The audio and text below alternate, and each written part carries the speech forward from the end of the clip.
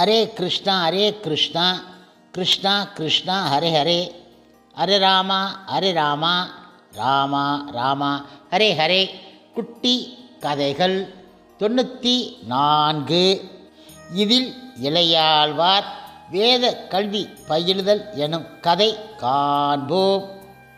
முன்பு ஒரு சமயம் இளையாழ்வார் காஞ்சிபுரத்தில் இருந்து மேலும் வேதாந்தங்களில் கரை காண விரும்பியவராக எம்பெருமானின் உயர் குணங்களை உணர்ந்து இன்புற இளையாழ்வார் யாதவ பிரகாசர் எனும் ஒரு அத்வைத சந்நியாசி குருவாக அடைந்தார்.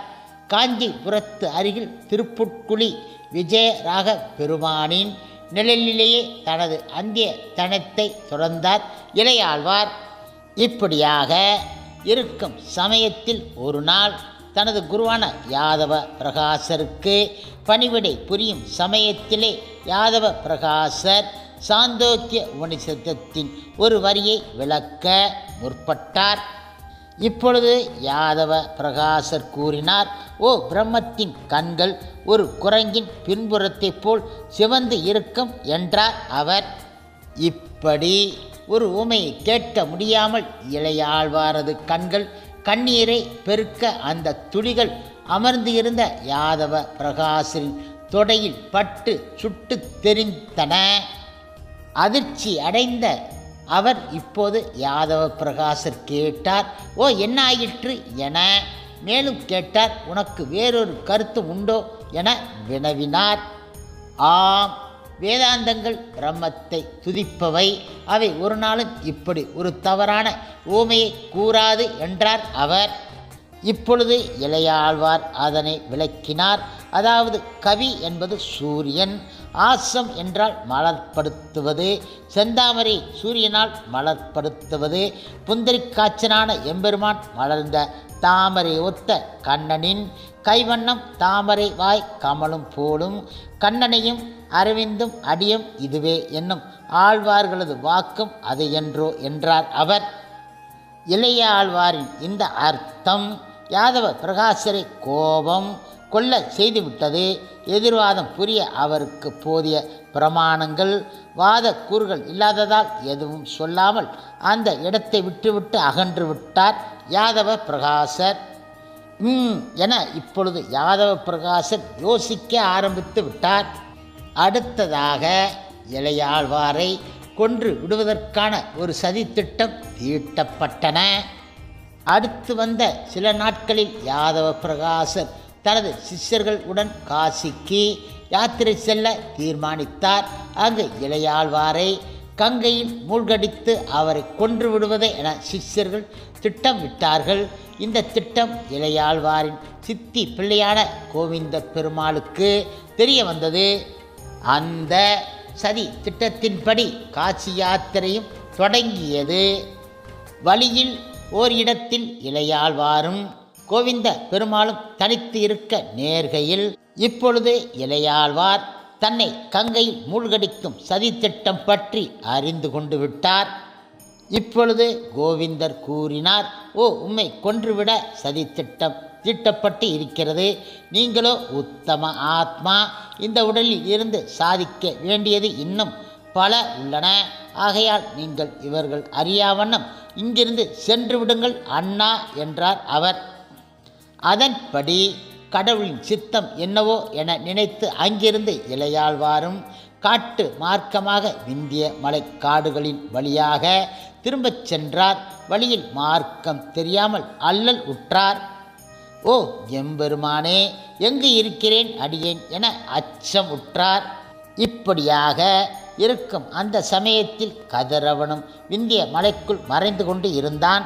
அஞ்ஞான இருட்டு ஆக்கிரமிக்க தொடங்கிவிட்டது. அப்பொழுது வேடுவ தம்பதி ஒருவர் அந்த வழியே வந்து இளையாழ்வாருக்கு வழி காட்டினார்கள்.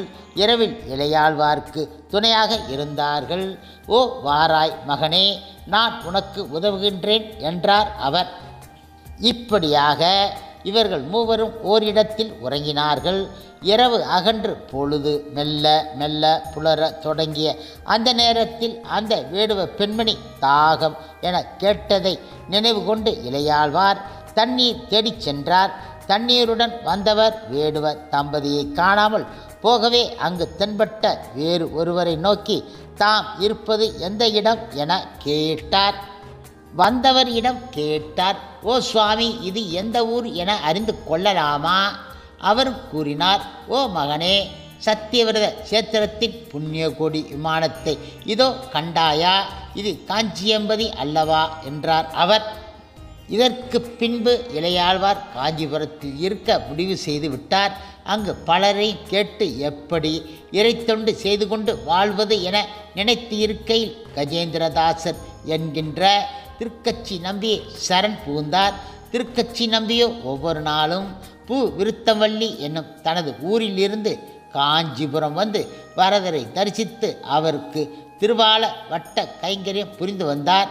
அவரிடம் சரண் அடைந்த இவர், ஓ அடியேன் சுவாமி, பேர் அருளால் இன்று அடியேன் உயிர் தரித்து இருக்கிறேன். அத்தகு அண்ணலுக்கு நான் எந்த வகையில் பணிபுரிய முடியும் என தாங்கள் வழிகாட்ட வேண்டும் என கேட்டார்.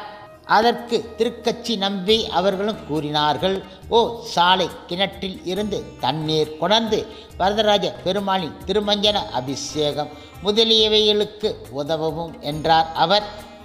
உறுதியான உடலும் மனமும் வாய்க்கப்பெற்ற இளையாழ்வார் திருக்கச்சி நம்பி அவர்களின் அறிவுரைப்படி பெருமாளுக்கு சாலை கிணற்றில் இருந்து தீர்த்த கைங்கரியம் செய்து வந்தார்.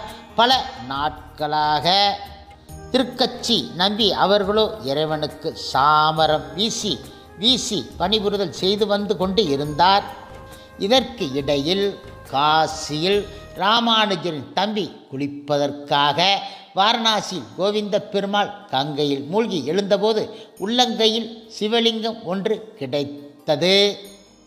ஓ, நீர் இறைவன் சிவனின் அனுக்கிரகத்திற்கு பாத்திரம் ஆகி உள்ளீர். ஆகவேதான் அவரது லிங்கத்திற்கு உமது உள்ளங்கை பாத்திரமாகி விட்டது என யாதவ பிரகாசர் கூறினார்.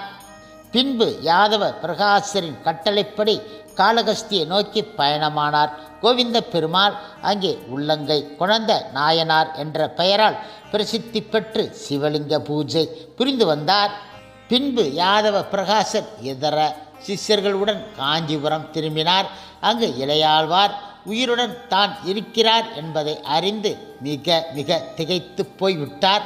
அங்கு இளையாழ்வார் ஆனது ஆகிவிட்டது என கூறி மீண்டும் யாதவ பிரகாசருடைய குருகுலத்திற்கு சென்று கற்றலை மீண்டும் தொடரக்கூடுமோ என அவரிடம் பிரார்த்தனை செய்தார். இப்பொழுது இளையாழ்வார் கேட்டார் யாதவ பிரகாசர் இடம், ஓ சுவாமி, அடியேன் மீண்டும் இங்கே கல்வியை தொடர இயலுமோ என கேட்டார். ஓ, ஏன் இயலாது, முன்பு போலவே தொடரலாம் என்றார் இவர் யாதவ பிரகாசர். ஹரே கிருஷ்ணா கிருஷ்ணா கிருஷ்ணா ஹரே ஹரே, ஹரே ராமா ராமா ராமா ஹரே ஹரே. சில பிரபுபாதரின் சேவையில் இஸ்கான் பக்தர்கள்